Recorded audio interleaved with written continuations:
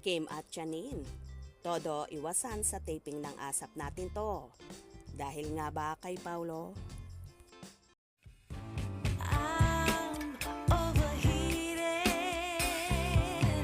can hardly sleep at night, doing crazy dreaming. You're the reason why, hiding by the baby.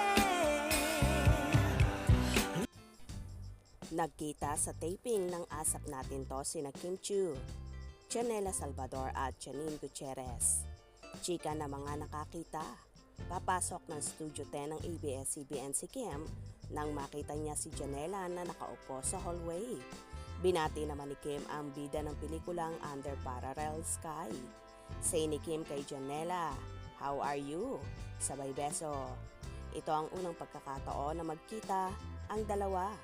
Matapos silang ma-issue na mag-decline si Janela sa request ni Kim na magpasample ng kanta nang mag-guest ang una sa It's Showtime.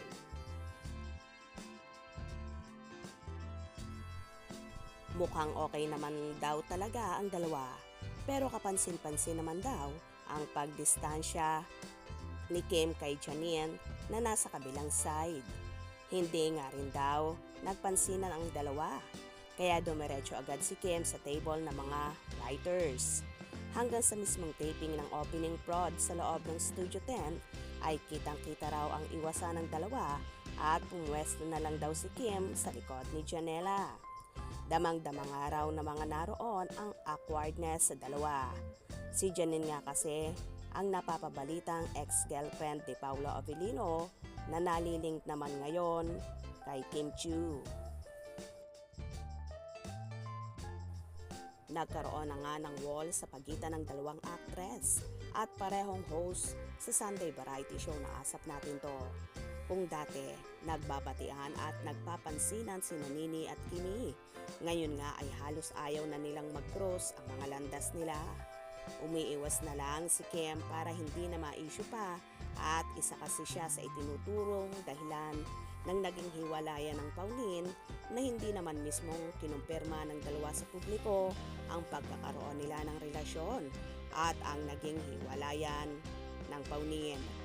Kung sakali mang magkakaroon nga ng relasyon at mauuwi sa real life ang Kim Pao, wala naman sigurong masama dahil pareho silang single at hindi naman nang agaw si Kimi ng nobyo ng iba. Dahil wala namang relasyon sina Janine at Paulo nang umentra siya sa buhay ng aktor. Anyway, kung para sa dalawa ay mas makakabuti ito na magdedmahan na lang.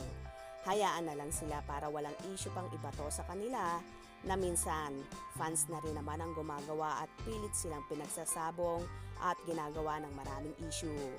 Move on na lang ang lahat at maging happy na lang kung anong meron ngayon sa tatlo.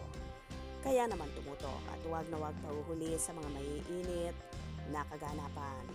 Anong inyong magiging reaction sa video ito? Comment below.